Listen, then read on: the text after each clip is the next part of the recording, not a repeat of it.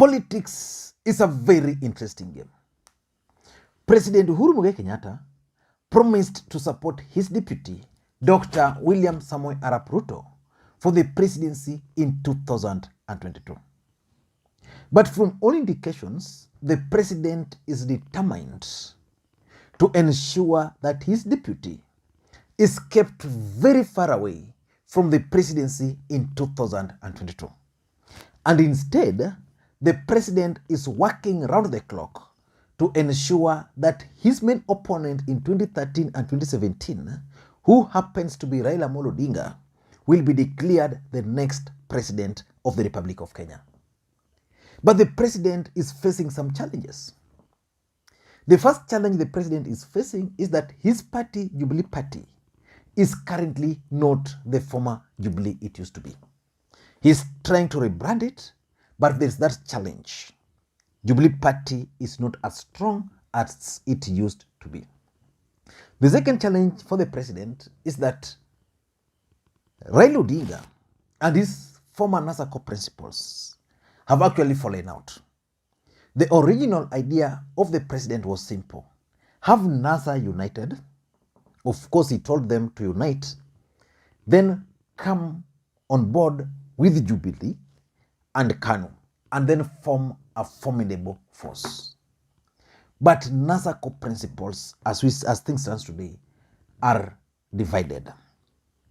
The third challenge the president is facing is that his deputy, Dr. William Samoei Arap Ruto, is actually also determined to ensure that he is declared the president of the Republic of Kenya in 2022.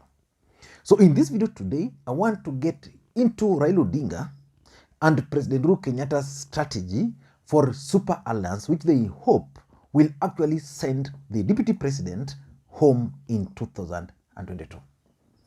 And for those who are watching this channel for the first time, please, I want you to take a second or two and click the subscribe button so that next time we produce a video like this, YouTube will automatically notify you. What we do on this channel is very simple. We analyze politics in a way you can't find any other place. So this is the place where you can get this kind of analysis. So please, we want to reach 150,000.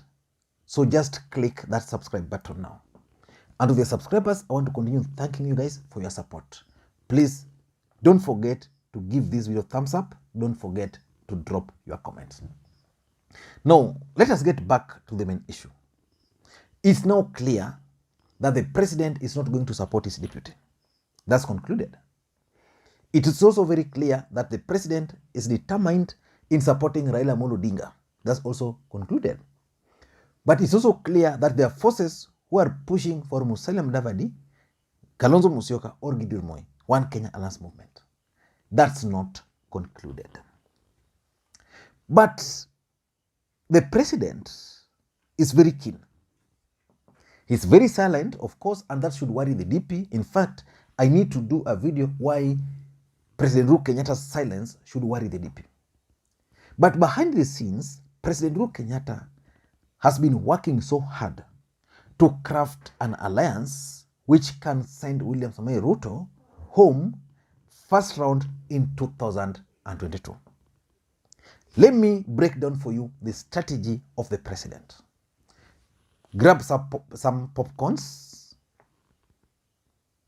Kama una popcorns, chukua glass ya water. Then listen. Now, this is the president. This was original president's strategy. His strategy was simple. When he entered into the handshake, of course, things have really changed. When he entered into the handshake with Raila Odinga, his strategy was simple. That Raila Odinga had the numbers, or has the numbers, based on the fact that even his own win was contested. Then he only needed to deliver a small percentage to Raila Amolo Odinga. But immediately the handshake took place, William Samoei Ruto noted something. And he went outside there and he campaigned President Uhuru Kenyatta and Raila Amolo Odinga. By the time they were realizing, the deputy president had actually made serious inroads. He had consolidated central Kenya, the deputy president had consolidated Rift Valley, and the deputy president was now focusing his efforts in the larger coastal region and Western Kenya. So the president and Raila Odinga realized that late. But the president is working on something. The first thing which the president is doing is to craft regional parties. Regional parties in the sense that a place like northeastern Kenya, for example, northern Kenya, that's a region. Northern Kenya, the president is doing what is calling UPIA. There's an UPIA movement. This UPIA movement covers several tribes. There's the Borana in it, there's the Somali in it, there's the Rendile in it, there is the Turkana in it. Now, this movement is supposed to consolidate those regions. Because if those regions are not consolidated well, then those regions can easily vote for the deputy president. So that's the strategy. So the regions now will have several counties like Isiolo, you have Marsabit, you have Moyale, you have Garissa, you have Tana River, you have Mandera, you have Turkana. If those places are not well consolidated, they can easily slip to William Ruto's side. The president, in his own wisdom, has realized that the best strategy is to have this region and others have their own identity. So they are identifying themselves as UPIA movement.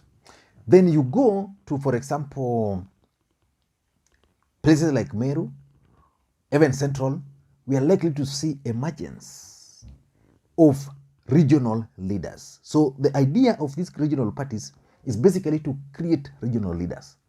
Take a good example of the coastal region. In the coast is ODM zone, but there's element of Amason Kingi. There's those who are not comfortable with Raila Odinga. These ones will also be allowed, but through their own political parties, so that if Kingi were to be left out, he would go to Ruto. So the only way to stop him from going to Ruto is to ensure that he's allowed to do whatever he's doing. Then he will be consolidated under his party, but under the umbrella party. The idea of the president was simple, that he was going to have ODM and Jubilee have a merger kind of talks or agreement. Once the two parties merge, then these small parties can be brought on board through a super alliance. So that's the first strategy. Regional leaders, they are being created. They are going to be made powerful. Once that's done, then he's going to craft number two, a super alliance and the vehicle. So they are going to form what is already known as the Azimio la Umoja movement. That's the vehicle which is going to be umbrella. So ODM will be a small party. ODM will be a party within the Azimio movement. Ford Kenya is going to join as a party, for example. We are going to have these other small parties. People like Liki Nyanjui have their own political parties. The idea behind these guys having their own political parties is also very simple. There are regions where Raila Odinga is not the preferred. ODM party might not easily win. So in those regions, they're going to sponsor these parties. Then those parties will be able to win seats, and then those, as they win the seats, then they can campaign on under those parties, but the presidential candidate is under Azimio. So the idea is to form a vehicle or a coalition name like NASA, for example, but in this case, it's going to be Azimio la Umoja. Then these other political parties are going to form behind them. The third strategy is zoning. The truth of the matter is that our politics is tribal. That's the truth of the matter. So Raila, Uhuru, Gideon Moi, Kalonzo Musyoka, Musalia Mudavadi might be out of it. Now, those gentlemen are going to zone the regions so that a place like Ukambani, they can say, let's have a wiper there, unopposed. A place like Nyanza, let's say you have ODM. A place like Central, let's say we have this particular party. So once they zone, because the zoning will also be done scientifically so that they'll know where they are strong, where even if they have 3 candidates from other political parties running, won't affect them. Once they've done the zoning, then the president and Raila Odinga will then go and consolidate. The other strategy, which is number 4, is what they were trying to do in parliament today. They're trying to amend the Political Parties Act. Political Parties Act is actually making it very difficult for other parties to work with as a coalition. You see, in the last election, for example, ODM was the party which sponsored a candidate, but we had NASA coalition. So instead of NASA coalition sponsoring a presidential candidate, it was ODM sponsoring a presidential candidate. Personally, I have a problem with that. If it's a coalition, let coalition have their own umbrella. Because in the last election, for example, I remember Ford Kenya, Wiper were claiming that ODM was able to win more seats because they were the people who produced a presidential candidate. Those kinds of complaints will not arise if, for example, they just agree that NASA was the umbrella body, then Ford Kenya has his own structures, campaigns, ODM, and these other ones. So the Political Parties Act currently makes it very difficult for someone to identify with the other party. In fact, it states that, number 1, you can be kicked out of a political party if you advocate for formation of another political party.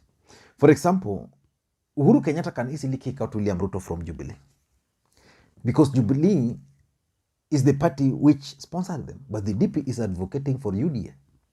So that's one ground.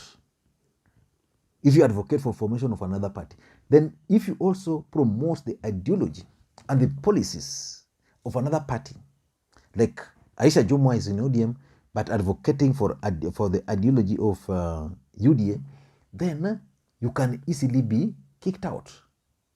So members, with the amendment they are proposing, it means if you are a member of Ford Kenya, Wiper, then you can easily now associate with the coalition, which is NASA, for example, because NASA will just be the umbrella body.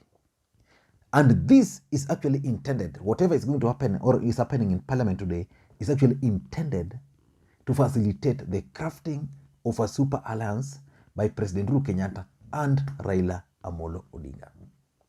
And lastly, is the joint campaigns. And this is where the DP is going to find it very rough. Let me just ask you a simple question today. And I'll need the answer from mostly those who support the DP. Assuming William Ruto takes a break from politics for 2 weeks. Just think. Assuming the DP takes a break from politics for 2 weeks, what do you think will happen? Will his team be able to sustain the momentum? That's what President Uhuru Kenyatta and Raila Odinga are working on. To an extent that if Raila is not there, someone like Hassan Joho can take over. Someone like Ongwae can take over. Ongwae and the rest can form a team which can campaign. People like Lik Nyanjui, like I just saw Peter Kenneth in Meru holding a successful rally. That cannot be said of the DP. William Ruto's camp lacks people who can actually stand on their own. The other day I was reading a very interesting article that the deputy president is so popular in the larger Mount Kenya region to an extent that most aspirants there also assume that the support enjoyed by the president, by the deputy president in that region is actually transferable to them. So they're just relaxing. And, you know, that joint campaign is very difficult. Raila, Uhuru, Joho, Ongwae, the Upia guys, Peter Munya, you know, Amason Kingi, those guys will be able to comp the country through joint campaigns in different regions. So basically they can decide to form 4 groups, each campaigning separate regions. I don't know what you think. That's my take.